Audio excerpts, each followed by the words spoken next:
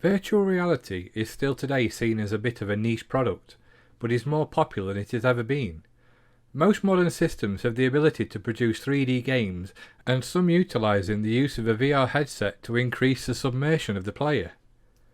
It's hard to believe that VR, as it's known, first started in early versions way back in the 1830s, when stereoscopic images were made to give a 2D picture a 3D feeling.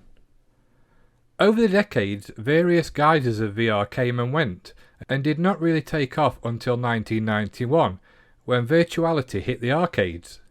Again, a headset and controller was required, but it gave you the ability to battle against an opponent in a crude vector-filled 3D world. 1992 saw the release of the film Lawnmower Man, which again sensationalised VR and the possibilities it could bring, whether used for good or evil. VR continued to evolve up to this very day, with all the big players such as Nintendo, Sega and Sony dabbling in this market, with better headsets, better resolutions and bigger virtual worlds to explore. I wanted to take a look at the first time I can remember getting excited about 3D worlds and VR. This was back in 1991 when I purchased from the Home Computer Club 3D construction kit for the ZXspectrum. As mentioned before, I was gifted a Spectrum from a family member as I already had a C64, but it was not released straight away on the C64, so I purchased a Spectrum version. Incentive Software were no strangers to releasing 3D open world games via Domark Limited, and had been doing so since 1987 when they released Driller across the 8-bit systems. Utilising their Freescape 3D software, the game consisted of 18 regions, and you had to manoeuvre your probe and place drilling rigs to release the trapped gas.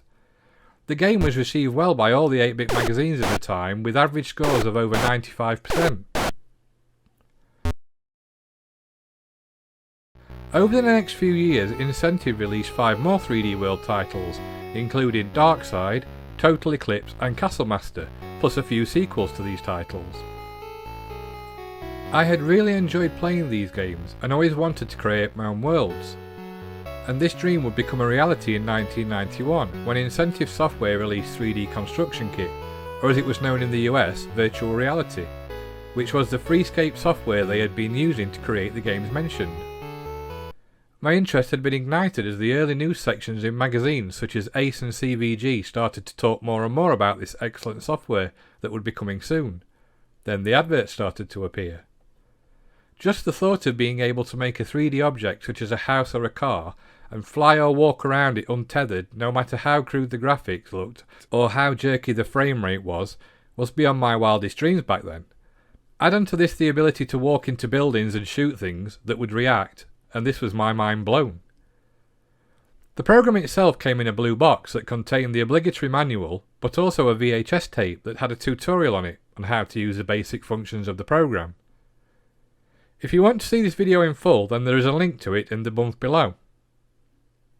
Upon loading 3D Construction Kit, you are greeted with a quite complex menu that gives you lots of options to create the basic shapes such as blocks and triangles, etc. Once created, you can then assign various global effects to these, such as making them disappear or triggers to other worlds within your created map. To help you understand some of these commands, as well as the included video, a demo game was also included, to which you could look at what commands or actions had been assigned to what objects. The manual was a huge 71-page knowledge bank covering again all the aspects of creating your own standalone 3D game. Yes, standalone game, because once you had made your world and you could save it so that it ran completely independent of the 3D Construction Kit software, this allowed people to create games and release them into the public domain libraries, which is what happened especially on the 16-bit systems like the Amiga. I did eventually purchase it for the Amiga and was not disappointed. 3D Construction Kit was a huge success for Incentive Software and Domark, and was released across many systems including the C64, Amstrad, Spectrum, Amiga, Atari ST, MS-DOS and Archimedes. With its success, it was pretty nailed on that a sequel would follow, and sure enough in 1992 3D Construction Kit 2 was released, with even more shapes and instructions that could be utilised. The difference for this release though was it was only released on the 16-bit systems, including the Commodore Amiga, Atari ST and PC MS-DOS variants. No other versions of 3D Construction Kit were ever released, but virtual reality development software did not stop, and Freescape became Superscape and continued to create 3D games for many years to come, up to 2008. Also, other 3D engines would emerge with the likes of the Unreal Engine, where you can still create your own virtual world to this very day. But don't forget that this sort of started on the ZXspectrum all those years ago.